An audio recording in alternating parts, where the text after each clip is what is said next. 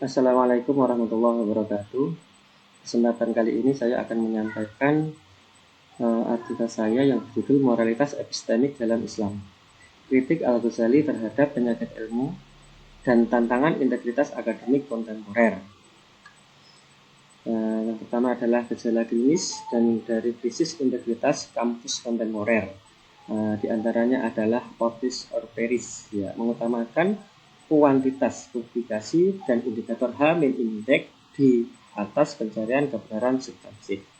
Selain itu juga penyalahgunaan teknologi dan wewenang dari penyalahgunaan AI, citizen data hingga dosen yang menggunakan tesis mahasiswa sebagai atribusi yang tepat tanpa atribusi yang tepat. Komersialisasi pendidikan, yaitu institusi beralih fungsi dari pusat kemaslahatan publik menjadi sekedar ajang dominasi, prestis, dan kapitalisasi simbolik. Diagnosa awalnya yaitu lebih dari sekedar lemahnya regulasi, yaitu tentang krisis teknis dan prosedural, yaitu pelanggaran regulasi, kurangnya keterampilan parafrase, kelemahan software, anti-plagiasi. Selanjutnya adalah krisis moralitas epistemik, yaitu hilangnya adab, disorientasi niat, dan melemahnya dimensi etis produksi pengetahuan. Krisis ini bukan semata-mata persoalan lemahnya regulasi formal. Problem utamanya adalah krisis moralitas epistemik, hilangnya dimensi etis dalam produksi pengetahuan. Selanjutnya pisau bedahnya analisis ini itu adalah menjembatani abad ke-11 dan ke-21, yaitu pendekatannya menggunakan hermeneutik filosofis atau studi kepustakaan. Sumber primernya adalah kitab ilmu dalam mahakarya Ihya Ulumuddin oleh Abu Hamid Al-Ghazali. Tujuan intinya merekonstruksi anatomi patologi ilmu klasik untuk membedah dan mengobati sistem akademik kontemporer.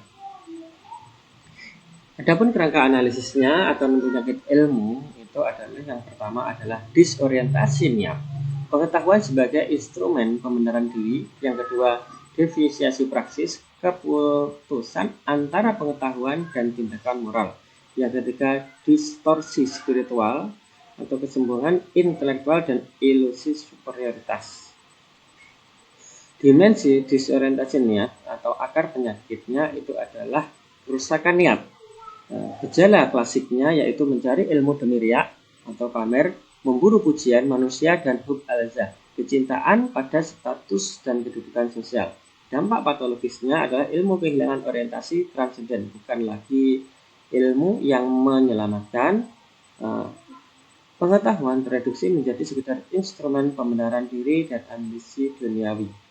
Prinsip epistemiknya yaitu kualitas pengetahuan tidak hanya ditentukan oleh koherensi logis, melainkan oleh kemurnian niat subjeknya.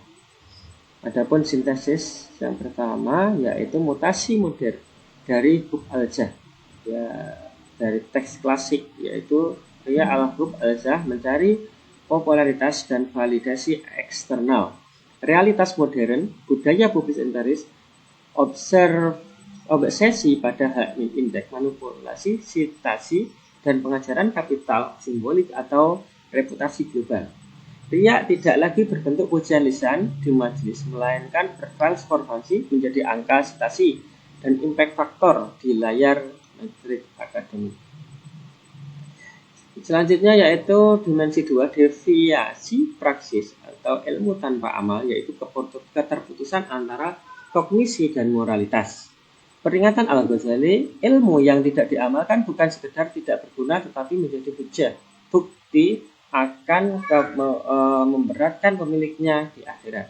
Dampak patologisnya adalah figur otoritas, manipulasi keilmuannya, murni untuk melegitimasi kepentingan kekuasaan politik dan akumulasi material, melupakan daya transformasi ilmu pembentukan karakter. Sintesis yang kedua yaitu disintegrasi teori dan praktik hari ini, yaitu kurikulum dan metode kognitif. Paradok akademik, dosen mengajarkan metodologi, riset, dan ketat di kelas, namun mempraktikkan pemalsuan data demi mengejar target publikasi dan administratif. Integritas etis, titik lemahnya yaitu pengawasan etika riset bersifat prosedural. Mahasiswa rentan menjadi korban penyalahgunaan karya tanpa kontribusi.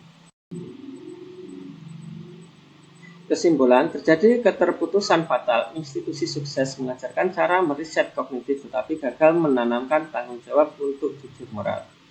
Dimensi ketiga yaitu distorsi spiritual, ilusi superioritas, atau bisa disebut dengan kesombongan intelektual.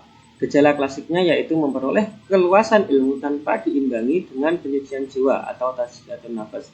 Dampak patologisnya yaitu kehilangan tawaduk, kerendahan hati.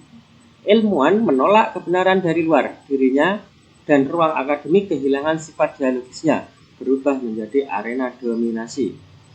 Adapun sintesis ketiga yaitu kesombongan intelektual modern atau realitas toksik. Kompetensi akademik yang berlebihan melahirkan rivalitas institusional yang tidak sehat dan individualisme ekstrim antar dosen. Paradigma utilitarian, ilmu reduksi semata-mata menjadi komoditas ekonomi dan alat prestis. Kesimpulannya, institusi pendidikan tinggi berisiko melupakan eksistensi mereka beralih dari pusat kemaslahatan publik menjadi sekedar arena pertarungan dominasi status. Matrik diagnosis komprehensif sintesis temuan. Disorientasi niat, patologi Al-Ghazali adalah disorientasi niat. Gejala modernnya yaitu budaya populer Paris dan kapitalis simbolik. Preskripsi dan solusinya adalah penilaian berbasis kualitas, substansi, dan integrasi moral. Kalau dari segi deviasi praksisnya yaitu gejala modernnya manipulasi data dan plagiasi. Preskripsi dan solusinya yaitu pembiasaan etika, riset, reflektif, integrasi ilmu dan amal. Yang selanjutnya yaitu terkait distorsi spiritual, yaitu gejala modernnya observasi ranking dan kompetisi toksik. Preskripsi solusinya yaitu penanaman intelektual, humanity, dan orientasi kemaslahatan. Solusi model moralitas epistemik integratif. Pilar pertama yaitu fondasi ontologis, pilar kedua legitimasi praksis, pilar ketiga kontrol internal, kemurnian. Pilar 1 fondasi ontologis yaitu kemurnian niat, yaitu mengembalikan orientasi riset dari sekedar matrik menuju pencarian kebenaran sejati. Pilar kedua legitimasi praksis, konsistensi praksis mengintegrasikan metodologi ilmu dengan implementasi etis dan amal.